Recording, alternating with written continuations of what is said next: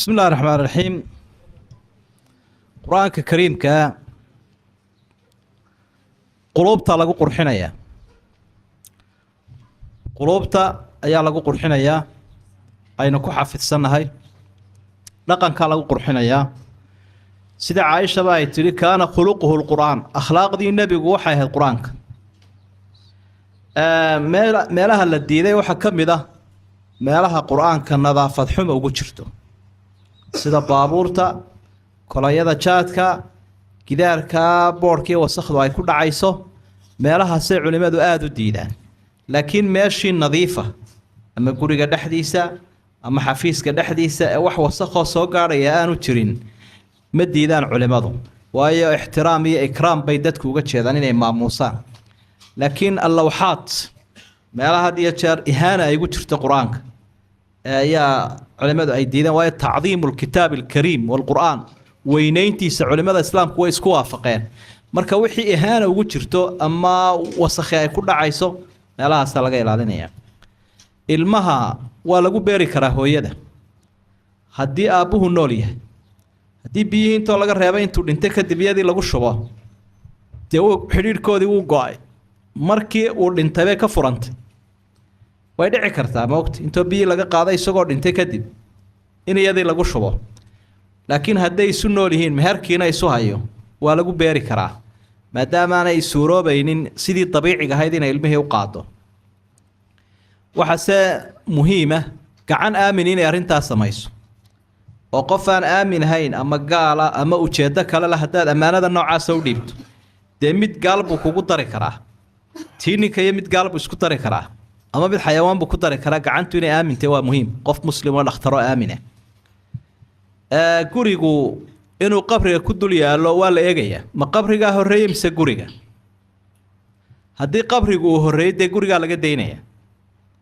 haddii qabrigu uu dambeeyeyna qabrigaa la saaraya xawaalaha muslimiinta lagu daraya waayo qofkan meesha lagu aasay isaga qudhiisu intan u yeeshay kanifka dee dowladdii hoose intan siisa kanna booskii aakhiru isaguna intan ka helay marka in lagu qabsado laga riixo dee dadka ifkaba kama ogolin moogta imika meeyarku uu kala celinayaa dadku see u kala horreeyeen buu kala celinaya xulay baloorkani uu sharciyeysnaa siyaasiya dayr buu lahaa adeer u daah iska tag meel kaloo bannaan doono marka qofkana isaguna mitir iyo barhkan u yeesha inkastoo dhibaato weyn iminkayna haysato deegaamadeenna weliba hargeysaan filaya inay usii badan tahay dadku markay halkan deganaayeen xabaaluhuna agtooda ahaan jireen magaaladii way sii ballaarato xabaalihii way sii masaxmeeno haddana waa la sii guuro oo agtoodunbay ka sii dhigeen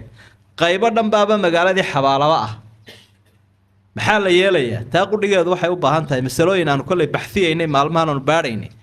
ayay ku jirtay bal inay suuragal tahay meeshii qabrigan ihaana ugu sugantay ee lagu dulaynayo in laga saari karo taasaanu iyadana baxfi ku wadno weli maanaan ka salgaadhin qofka direefarka ah ee gaadhiga wada mar walba wax laguma yeesho marna waxbaa lagu yeeshaa marna waxbaa lagu waayaa taasina kolle waxa ay la xidhiidhaa muxuu xadgudub sameeyey muxuu gaboodfal sameeyey labadaasaa loo qiyaasaa mar baanu xadgudub iyo gaboodfal toona samaynin markaasoo kale waxba looma qabsanayo sharci ahaan waxaan raacin lahaa dadka baabuurta leh ama gaadiidka leh iyaga sharci ahaan waxba laguma leh xataa qaanuunka farjiga waxba lagu lahayn shareecada iska daayo ninkii gaadhi buu leeyahay magaalo kale uu iska joogaa darawal baa wada darawalkaasuma arrintiisa leegaya shilkaa uu galay isaga qalad ma u soo baydhaya mise uma soo baydhayo laakiin ninkii baabuurka lahaa oo maanta aynu ognahay kala bar in xaqa la saara soo maaha wixii intoo la qaybiyaa kala bar dusha laga saaraa isaga dee maxaa u qori nin leeyoo nin kala riday oo kale marka taana waynu baraarujin lahay ninka ooridani ay sheegtay in la waayey kiiskaaga maxkamadda aad u gudbin doontaa haddii aad sabri kari weydo maxkamadda degmada qaadigaa baafinaya telefoonadiisaa siin doontaa wuu la xidhiidhi dee hadduu u dhagooleeyo wuu isdhegatiro wuu isdhatira inantiina inuu cadilaabuu doonay dee lama ogolo dumarka in lagu tacadiyo hooyooyinkeen iyo hablaheenna iyo ooriyaheenna looma baahna in lagu tacadiyo la taranseejiyo